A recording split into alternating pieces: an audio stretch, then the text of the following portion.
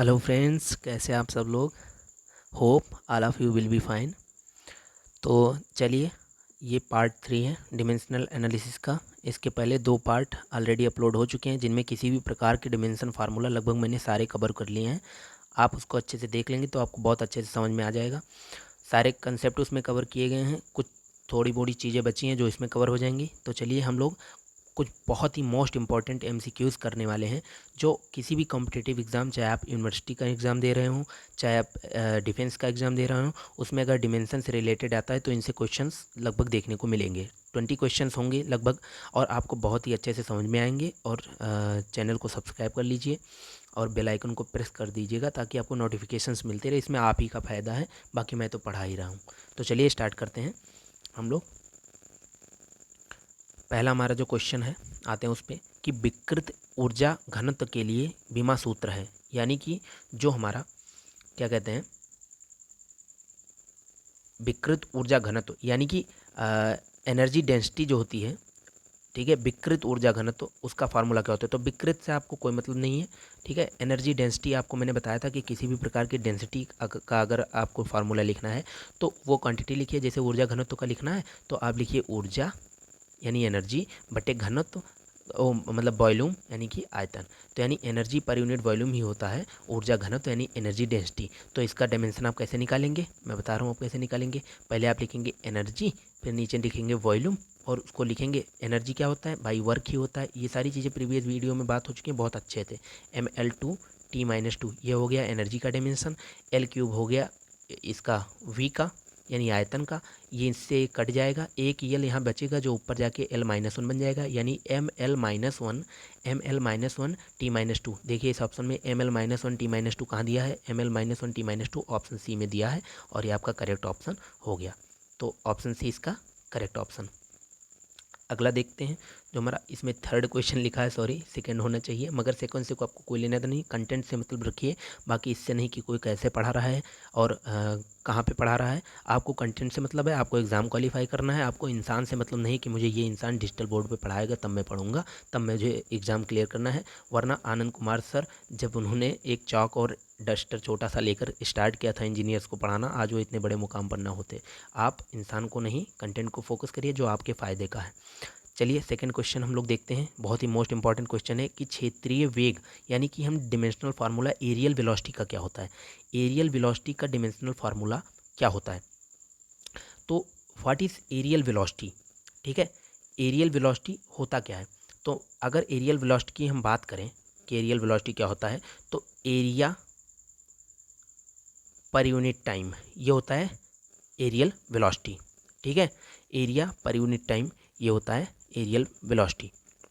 यानी कि कितनी एरिया आपने कितने यूनिट टाइम में कवर किया, इसे हम कहते हैं एरियल वेलोसिटी। तो इसकी डायमेंशन निकालना बहुत ही आसान है।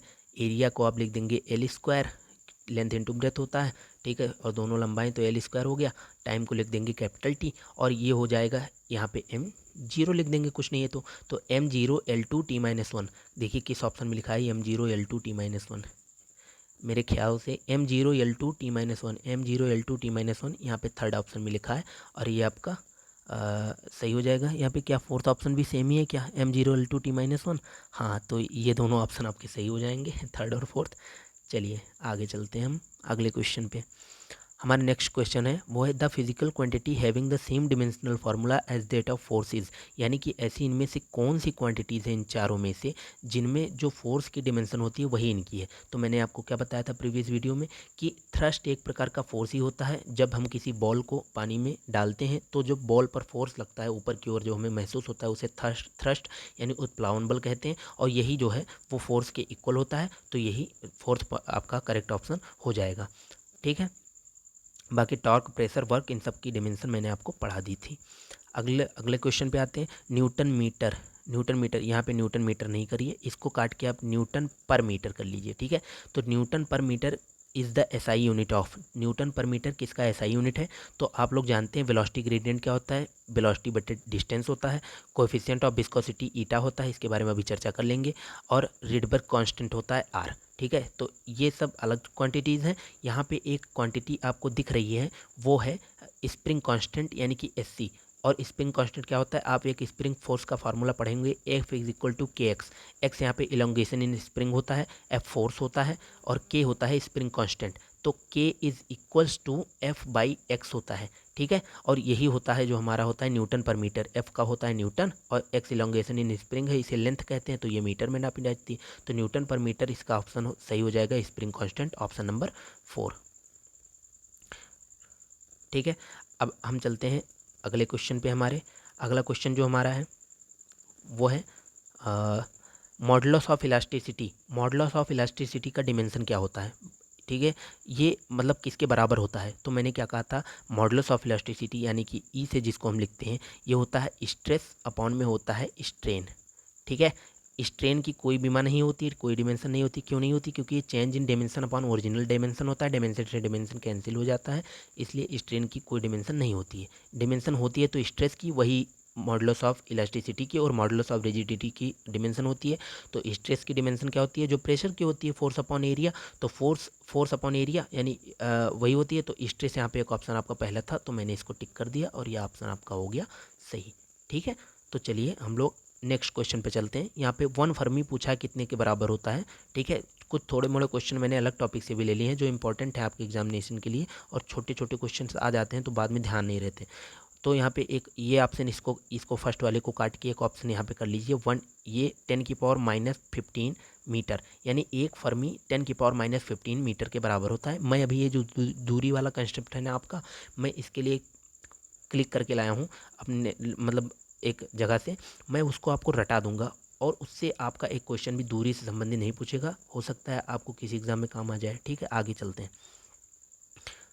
तो अब हम देखते हैं the following pairs does not have same dimensions, यानी ऐसे कौन से इन चारों में से पेयर्स हैं जिनके डिमेंशन आपस में सेम नहीं है। तो मैंने आपको बहुत अच्छे से पढ़ा रखा है, दोनों वीडियो जिन्होंने देखा होगा उनको बहुत अच्छे से आता है कि प्रेशर और मॉडुलस ऑफ इलास्टिसिटी का डिमेंशन एक ही होता है। क्योंकि प्रेशर मैंने अभी बताया जैसे फोर्स अपॉन एरिया होता है, वैसे ही स्ट्रेस होता है फोर्स अपॉन एरिया, और modulus of elasticity is equal to stress upon strain होता है। स्ट्रेन की कोई डिमेंशन नहीं होती है, स्ट्रेस की होती है जो कि प्रेशर के बराबर होता है। यानी पहला ऑप्शन हमारा बिल्कुल करेक्ट है, इसमें नॉट पूछा है, ठीक है, जो करेक्ट ना हो।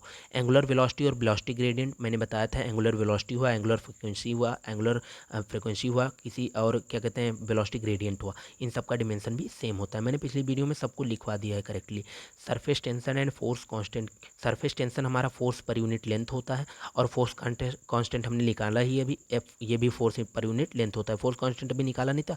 फोर्स कांस्टेंट और स्प्रिंग कांस्टेंट एक ही बात है। अगर आपसे फोर्स कांस्टेंट कहता है, अगर आपसे स्प्रिंग कांस्टेंट कहता है, इन दोनों की बातें सेम है, ये दोनों फोर्स पर यूनिट लेंथ ही होती हैं। तो यानी हमारा थर्ड ऑप्शन भी सही हो गया। तो एलिमिनेशन से हमने पता कर लिया कि हमारा ऑप्शन 4 जो होगा, इम्पल्स एंड टॉर्क, वो ऑप्शन हमारा जो है वो इसका राइट होगा, लेकिन डिमेंशन में रॉन्ग होगा। मतलब करेक्ट ऑप्शन जो इस क्वेश्चन का है वो है impulse and torque, fourth option.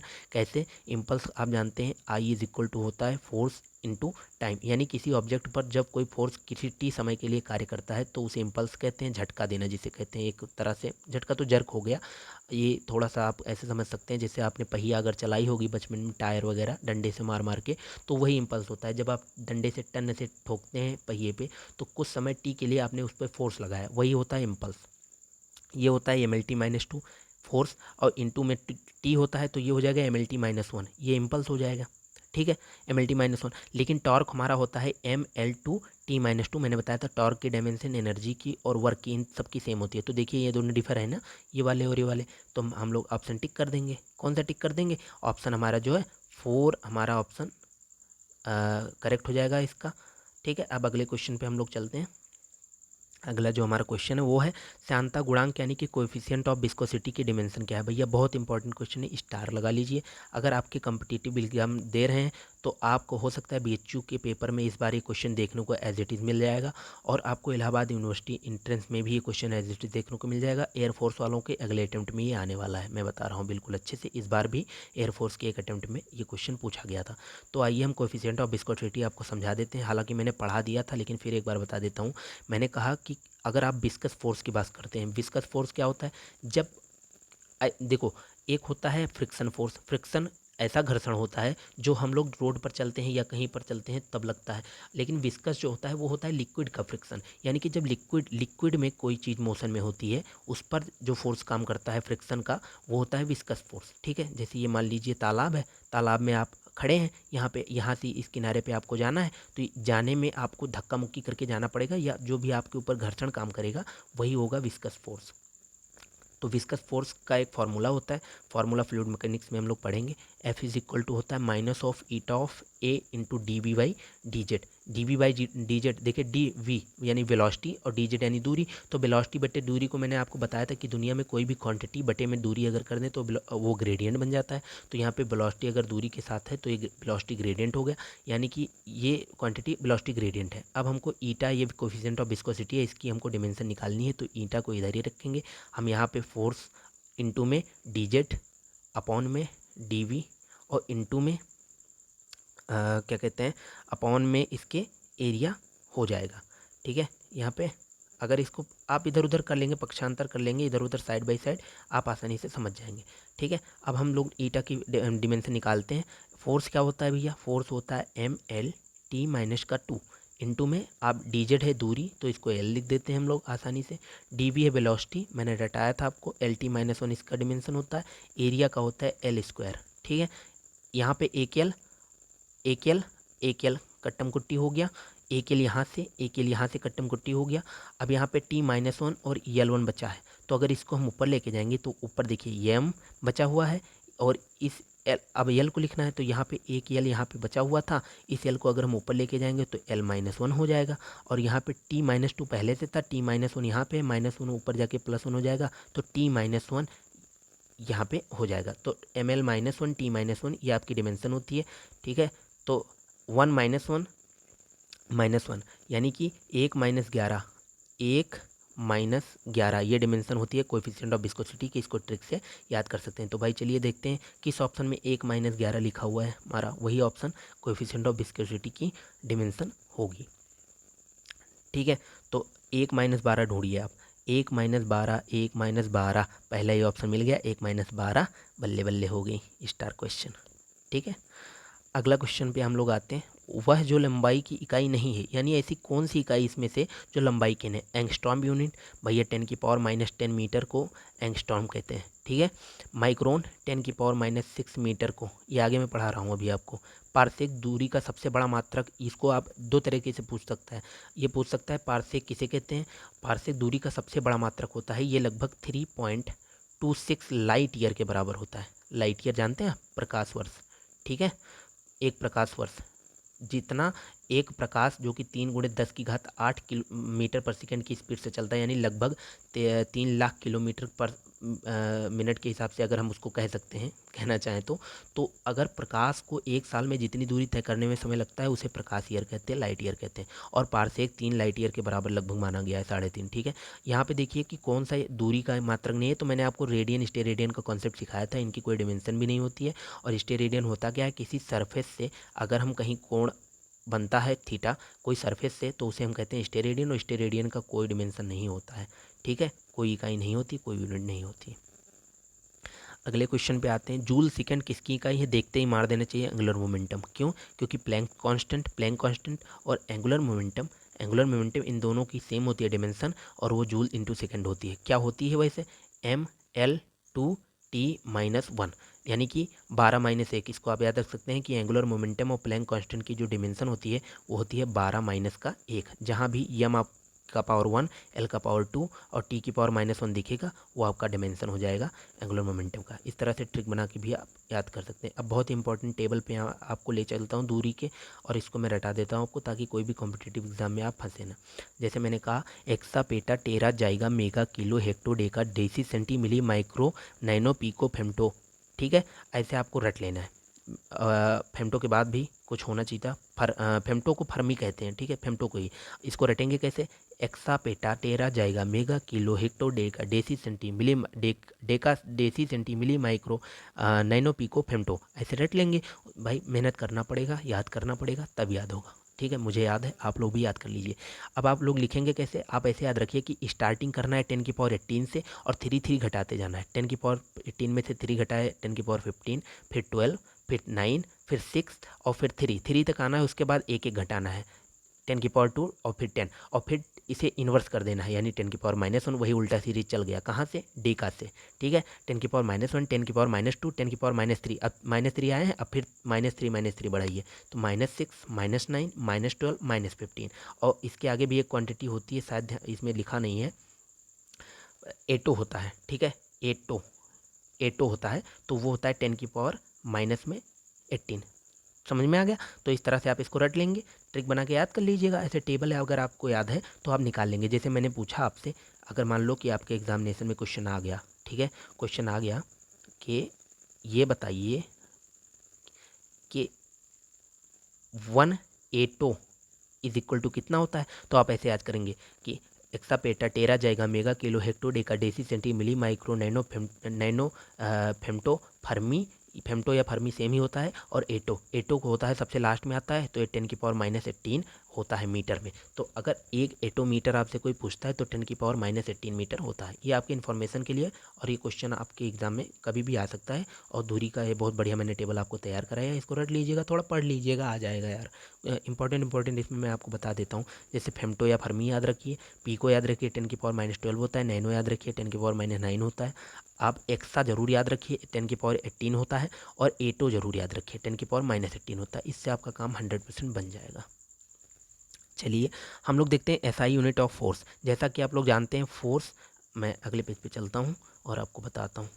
जैसा आप लोग जानते हैं कि force is equals to mass into acceleration होता है। मास क्या होता है केजी में, एक्सीलरेशन क्या होता है मीटर पर सेकेंड स्क्वायर।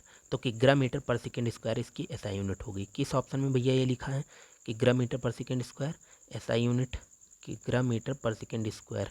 किग्रा मीटर कहाँ गए, अच्छा ये है किग्रा मीटर पर सेकेंड स्क्वायर, ऑप्शन बी इसका सही हो गया। अब आओ सीजीएस यूनिट में फोर्स का क्या यूनिट होता है, डाइन होता है। और एक एक एक न्यूटन ये एसआई यूनिट है, इज इक्वल्स टू, इसी को एक न्यूटन भी कहते हैं, जो यहाँ पे लिखा है ना, इसी को एक न्यूटन भी कहते हैं। एक newton is equal to 10⁵ dyne होता है, 10⁵ डाइन होता है। और ये भी आपसे पूछा जा सकता है एक न्यूटन में कितने डाइन होते हैं। और डाइन क्या होता है, फोर्स का हमारा सीजीएस यूनिट में सीजीएस यूनिट होता है, ठीक है। अब आते हैं टेम्परेचर ग्रेडियंट एर्थ। ये वाला क्वेश्चन देखिए आप ज़रा, ये वाला 18 क्वेश्चन जो 18 नंबर पे पड़ा है, ये टेम्परेचर ग्रेडियंट क्या होता है। आइए हम आपको बताते हैं टेम्परेचर ग्रेडियंट क्या होता है। और ये बहुत इंपॉर्टेंट कंसेप्ट है और आपके एग्जाम में बहुत बढ़िया, अच्छा देखो सुनने में भी जो अच्छा लगता है वही एग्जामिनेशन वाले पूछते भी हैं, ठीक है। एक लड़का घबरा जाए, टेम्परेचर ग्रेडियंट एक तो बहुत ही भयंकर सा डरावना वर्ड ग्रेडियंट, जिससे मैंने आपको निजात दिला दी है फिलहाल में, आप उसका मुकाबला कर सकते हैं। मगर टेम्परेचर ग्रेडियंट अगर आपको लिखना है तो मैंने क्या कहा, टेम्परेचर लिखेंगे, उसके बाद आप दूरी लिखेंगे, यानी दुनिया का कोई भी ग्रेडियंट। आपकी मैंने बहुत सारी मुश्किलें आसान कर दी। अगर आप मेरे पूरी वीडियोस देख लेंगे तो आपको बहुत बहुत ही ज़्यादा हेल्प हो जाएगी। मैंने भी कोई बुक छोड़ी नहीं है, ठीक है। उम्र में थोड़ा सा कम हूँ मगर कोई भी बुक छोड़ी नहीं अपने हिसाब से, सारी बुक लगभग कवर की है। अब अपनी तारीफ़ क्या करना, मगर मैंने जितना पढ़ पाया हूँ मैं तब पढ़ा हूँ। और मैं आपको उतनी सारी हेल्प करना चाहता हूँ। जैसे पढ़ाया बहुत से लोगों ने, मतलब बहुत ज़्यादा लोगों ने आपको पढ़ा देंगे, आपको डिमेंशन पढ़ा देंगे कुछ भी, लेकिन अगर जब तक आपके समझ में नहीं आएगा तब तक आप क्वेश्चन कैसे अटेम्प्ट करेंगे। बहुत अच्छे अच्छे टीचर हैं, पढ़ा के निकल जाते हैं, बच्चों को समझ में नहीं आता। क्योंकि मुझे भी समझ में नहीं आता था, मैंने 10 बार चीज़ों को देखा, सुना, पढ़ा, सीखा, तब जान पाया। वो भी थोड़ा थोड़ा भी आता है मुझे, खाली जो मैं आपको हेल्प कर रहा हूँ आप उसका फ़ायदा लीजिए बस। टेम्परेचर पर यूनिट दूरी, यानी मैंने कहा दुनिया का कोई भी ग्रेडियंट लिखना है, पापा ग्रेडियंट लिखना है, तो आप लिखेंगे पी बटे दूरी, यानी डिस्टेंस, ठीक है। तो टेम्परेचर ग्रेडियंट का अगर आपको डायमेंशन पूछता है तो आप आसानी से, बहुत ही आसानी से निकाल सकते हैं। कैसे निकालेंगे, temperature per unit distance, temperature का थीटा लिख दीजिए या तो केल्विन लिख दीजिए, और दूरी को एल लिख दीजिए, यानी डिग्री केल्विन पर मीटर। ये हो गया आपका डायमेंशन। जिस ऑप्शन में ये वहाँ से दिए हुए होंगे हम उनको आसानी से टिक करके निकल जाएंगे। ये देखिए सी ऑप्शन में दिया हुआ है डिग्री केल्विन पर मीटर।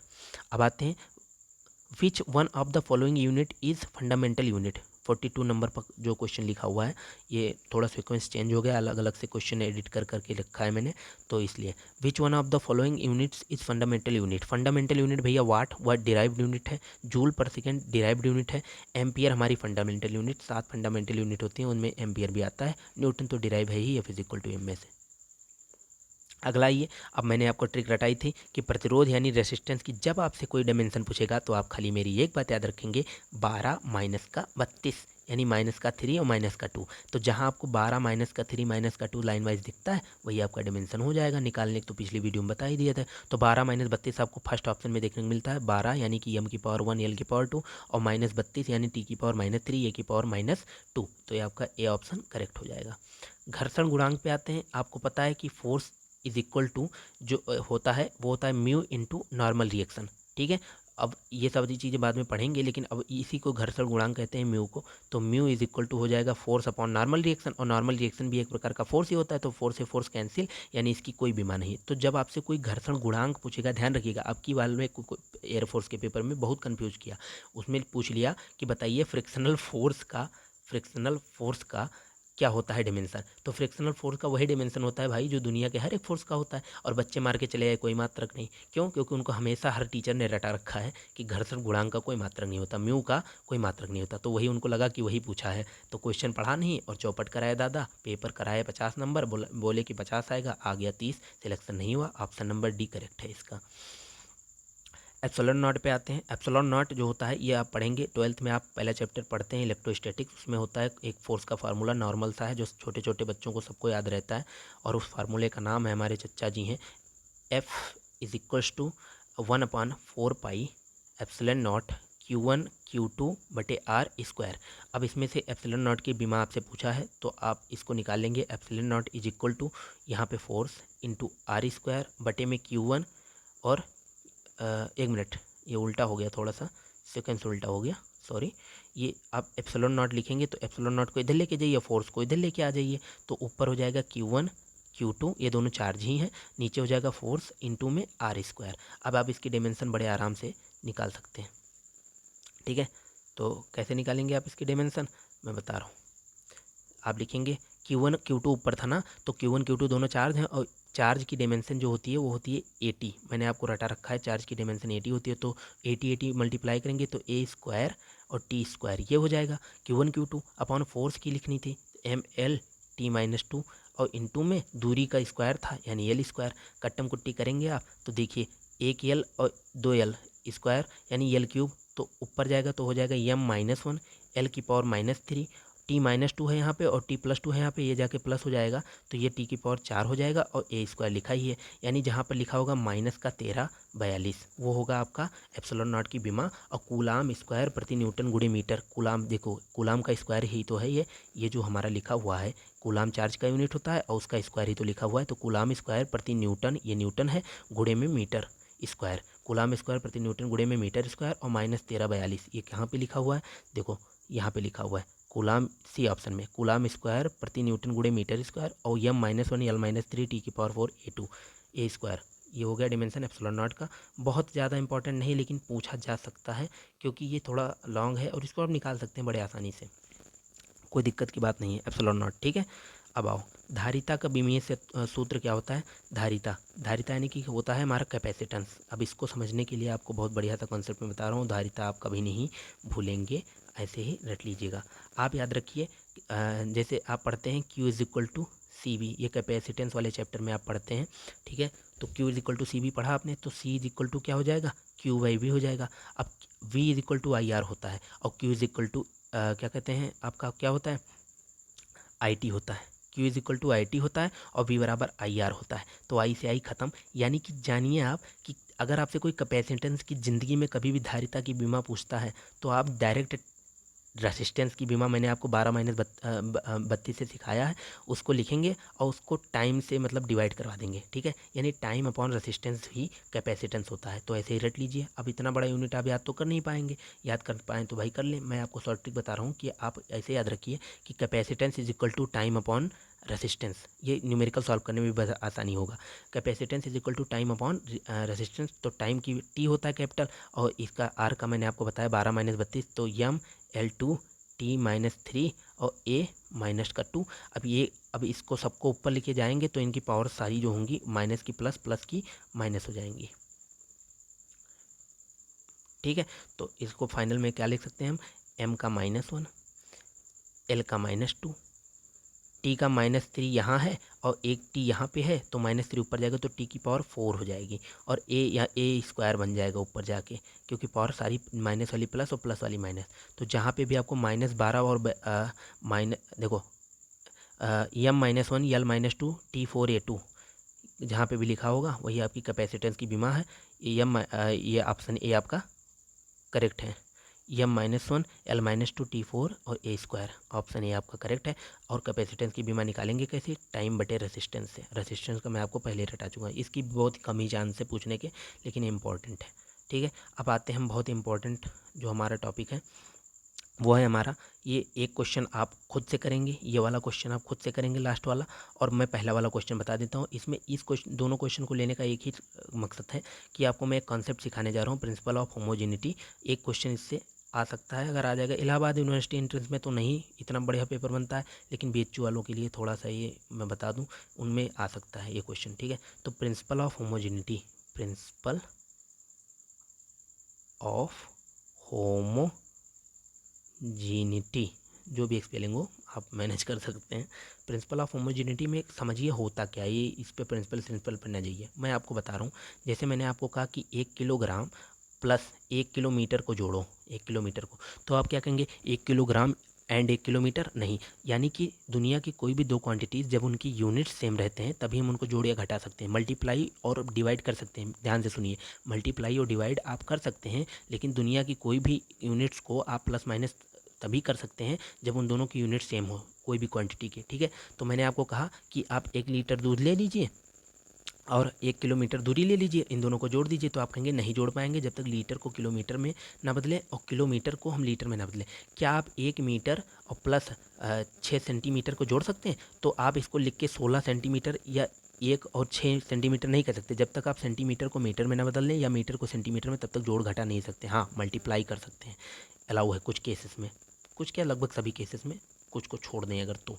ठीक है, तो आप ये कर सकते हैं। तो प्रिंसिपल ऑफ होमोजेनिटी हमें यही सिखाता है कि देखिए, जैसे मैंने कहा आपसे कि मैं आपको एक चीज़ दे रहा हूँ, जैसे मैंने कहा कि यहाँ पे D है एक, यहाँ पे X है, यहाँ पे Y है, तो X और Y ये दोनों आपस में जुड़ेंगे तो तीसरी, जैसे मैंने आपको कहा कि 2 लीटर दूध और 4 लीटर दूध, तो आप जोड़ के कितना बताएंगे? 6 लीटर दूध। यानी अंतिम में जो आपने फाइनल आंसर बताया, यानी कि जो D बताया आपने उसमें भी लीटर है, यानी इसकी यूनिट, D की यूनिट, X की यूनिट, Y की यूनिट सबकी सेम होती है। यानी जब कभी हम किसी क्वांटिटीज़ को जोड़ते या घटाते हैं तो जो फाइनल रिजल्ट आता है उसकी यूनिट और जोड़ने घटाने वालों की यूनिट सबकी सेम होती है। अब एक क्वेश्चन पे चलते हैं और इसको समझ लेते हैं कैसे करना है। जैसे हमारा ये वाला क्वेश्चन है, अगला क्वेश्चन आप करेंगे, इसको मैं करूँगा, ये वाला ईजी है ना। S is equal to A plus B T plus C T square, यहाँ पे देखिए S is equal to A plus B T plus C T square लिखा है, जिसमें S मीटर में है, T समय है, तो C का मात्रक बताना है। ठीक है, तो लिखा है A plus B T plus C T square, S is equal to A plus B T plus C T square. ठीक है, तो आपको मात्रक किसका बताना है? आपको मात्रक बताना है C का। तो क्या करेंगे भाई, S मीटर में है तो इसको मीटर लिखा रहने दीजिए और इसकी तुलना कर दीजिए, इस C का मात्रक बताना है तो C वाले पार्ट से तुलना कर दीजिए, ये दोनों इक्वल ही तो होंगे डायमेंशन में, तभी तो इन सभी को जोड़ने पर ये आया है ना। तो ये इसके भी बराबर डायमेंशन हो गए, इसका S का, इसके भी बराबर BT के भी होगा और CT स्क्वायर के भी। तो यहाँ पे मीटर चूँकि दिया हुआ है कि S को हमने मीटर में मापा है तो इसको लिख दिया हमने मीटर, और मीटर बराबर लिख दिया CT स्क्वायर, T समय है, तो यहाँ पे आके डिवाइड कर दीजिए, मीटर बटे समय का स्क्वायर बराबर C, इसकी डायमेंशन हो गई। अब देख लीजिए LT-2 इसकी डायमेंशन हो गई और मीटर पर सेकेंड स्क्वायर इसका यूनिट हो गया, तो LT-2 इसकी डायमेंशन और मीटर पर सेकेंड स्क्वायर यानी मीटर पर सेकेंड स्क्वायर यानी मीटर सेकेंड की पावर -2, ऑप्शन D करेक्ट है। अब ये वाला क्वेश्चन आपको मैं दे रहा हूँ, इसको होमवर्क में आप करेंगे और नहीं समझ पाएंगे तो कमेंट बॉक्स में लिखेंगे, इस क्वेश्चन करा दूंगा। अब आराम से इसको आप समझ सकते हैं। ठीक है, तो प्रिंसिपल ऑफ होमोजेनिटी आप भी समझ पाए। अब मिलते हैं अगले वीडियो में, बहुत बढ़िया से, हमको तो बहुत मज़ा आया इसको आपको बताने में। अगर आपको भी मज़ा आया है तो कमेंट बॉक्स में लिखिए, चैनल को सब्सक्राइब करिए और ऐसे ही वीडियोस के लिए हमें प्रोत्साहन करते रहिए ताकि हम आप लोग के लिए काम कर पाएँ। ठीक है, तो मिलते हैं नेक्स्ट वीडियो में, तब तक के लिए अपना और अपने परिवार का ख्याल रखिएगा। जय हिंद, धन्यवाद।